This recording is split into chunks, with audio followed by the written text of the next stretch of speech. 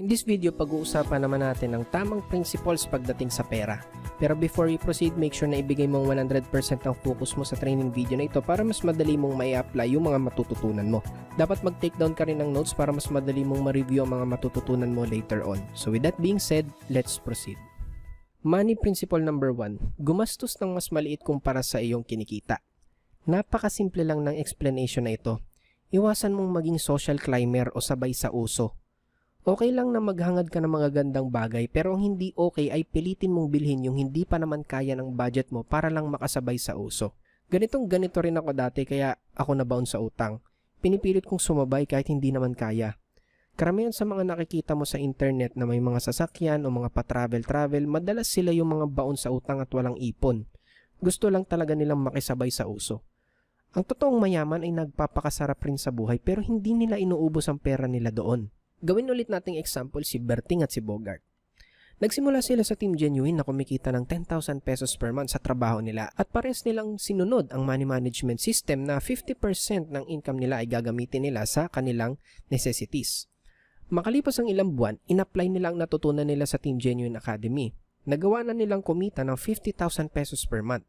Pero si Berting nanatiling 50% ang ginagastos para sa necessities samantalang si Bogart ginawa na lang niyang 30% at yung 20% na binawas niya ay hinati niya sa business at education niya. Makalipas ang isang taon, nagagawa na nila parehas kumita ng 100,000 pesos per month. Si Berting nanatili pa rin sa 50% yung expenses niya samantalang si Bogart binawasan niya ulit at ginawa niyang 20% na lang. Hinati niya ulit yung 10% sa business at education niya. Makalipas ang ilang taon, nagagawa na nila pares kumita ng 1 million per month. Si Berting nanatili pa rin sa 50% yung expenses niya. Samantalang si Bogart, binawasan niya ulit at ginawa niyang 5% na lang. Hinati niya ulit yung 15% sa business at education niya. Si Berting naka-sports car, mansyon agad ang bahay, kada may bagong labas na smartphone, bibili niya agad, branded ang mga damit, sapatos, bags at iba pa. Travel dito, travel doon. Si Bogart, sakto lang ang sasakyan.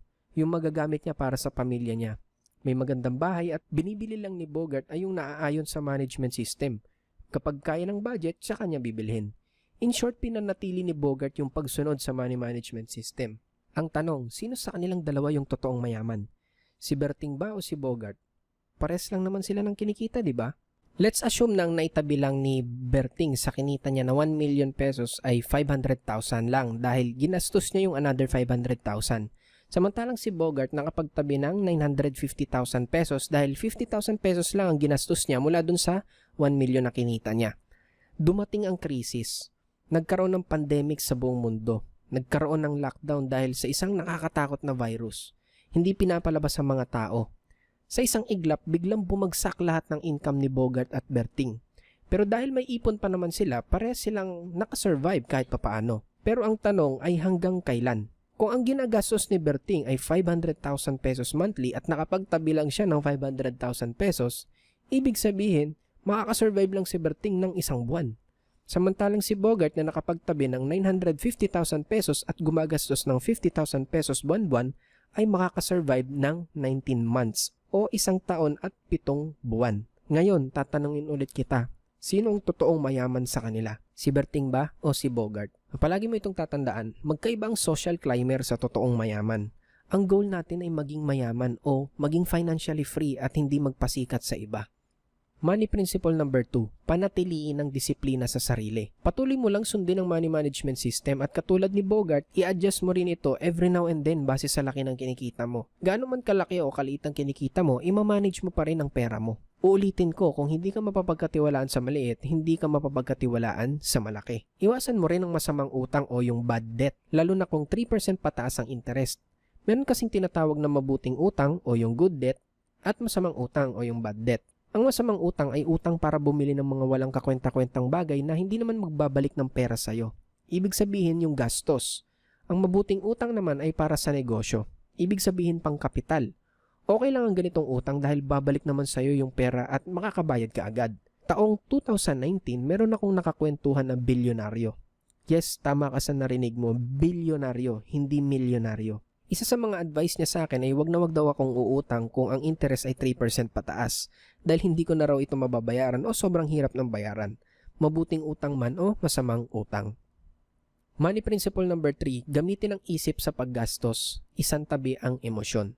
Katulad na nabanggit ko kanina, okay lang maghangad ng mga material na bagay na gusto natin. Maganda kung nangangarap tayo. Ang hindi okay ay kapag binibili natin yung mga bagay na hindi naman kaya ng budget natin o hindi naman talaga kailangan tapos ipapangutang pa para lang makabili. Kapag ganito ang ginawa mo, ibig sabihin, emosyon mo ang pinapairal mo sa pagbili at 99% of the time, yung mga desisyon natin na base sa emosyon ay maling desisyon. Kahit pa positive na emosyon yan o negative na emosyon, basta nagdesisyon ka na base sa emosyon, maling desisyon yun. Isang magandang example dito ay pagbili ng latest na smartphone. Okay na okay lang ito kung yung budget na nakalaan para sa reward mo ay kaya namang bumili ng bagong smartphone. Pero nagiging pangit na ito kung hindi naman kaya ng budget tapos iuutang mo na lang dahil naka-sale. Kung hindi pa kaya ng budget, gamitin mo ito bilang inspirasyon para kumita pa ng mas malaki para kahit anong gusto mo ay mabibili mo na. Money principle number 4, kumita ng malaki ang palaging solusyon.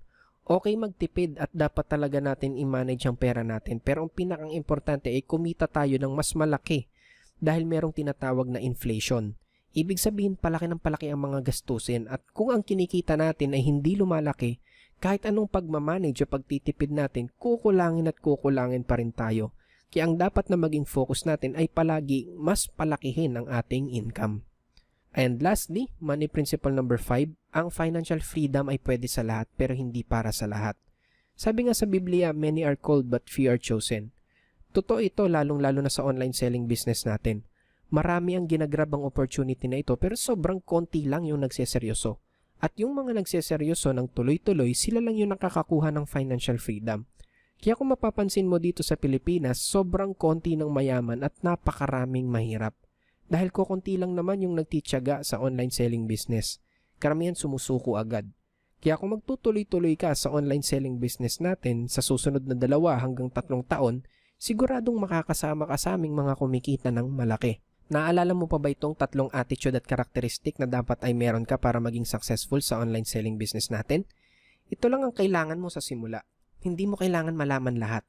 Ang kailangan mo lang ay i-apply lahat ng mga natututunan mo ngayon kasama ng 3 ito. So that's it. I hope marami ka natutunan sa training video na ito and feel free to watch it again kung sakaling hindi masyadong naging malinaw sa'yo and make sure na i-apply mo kaagad lahat ng mga natutunan mo. See you on the next video.